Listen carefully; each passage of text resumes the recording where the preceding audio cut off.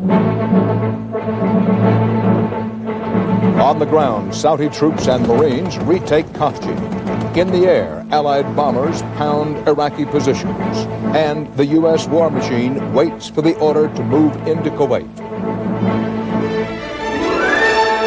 This is the CBS Evening News. Dan Rather reporting tonight with a special War Update edition.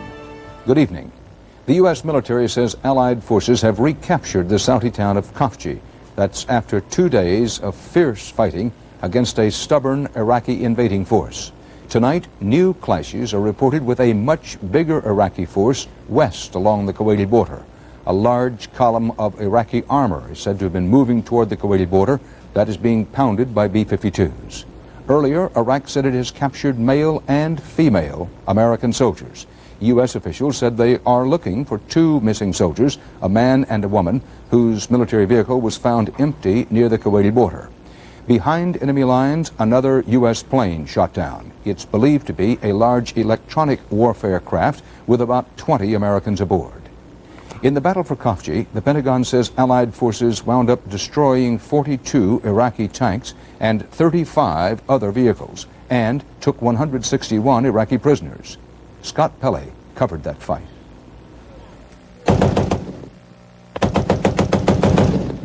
Arab forces blasted their way back into Khafji today with the help of U.S. Marine firepower. Iraqi casualties are reported to be heavy after 2 days of fighting. It's just like all hell broke loose, you know, there's tracers flying everywhere. And unlike any other feeling I've ever felt before in my life, I've never been so scared in my life.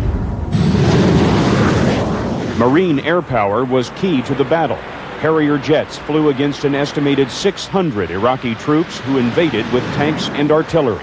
It's an act of desperation. Why would he keep pouring tanks or people into a futile gesture when all he's doing is playing our game? The loss of Khafji and several failed attempts to retake it embarrassed the coalition. Today, U.S. commanders insisted only Arab ground troops were involved. We were not engaged. U.S. forces were not engaged in that action. Yes, sir.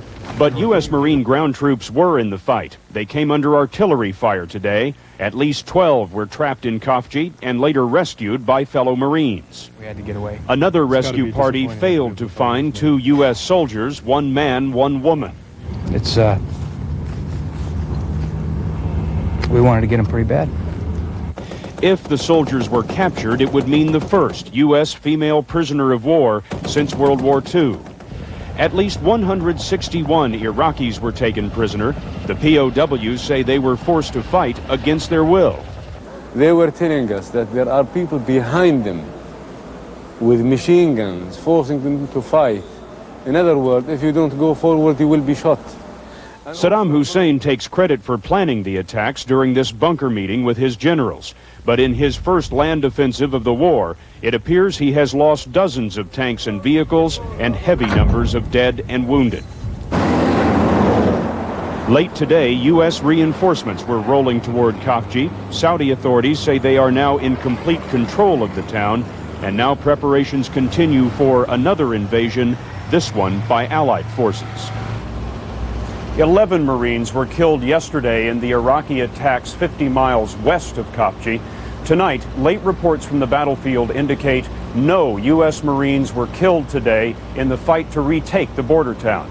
The Saudis are reporting what they call light casualties. Dan? Thanks, Scott. President Bush had his spokesman say today that the U.S. strategy on the ground in Saudi Arabia is, and I quote, exactly right. This came as Iraqi ground forces were said to be massing and on the move again in southern Kuwait, and U.S. forces were in the sky again, pounding Iraqi positions. David Martin at the Pentagon has the overview of how the war is going. U.S. aircraft continue their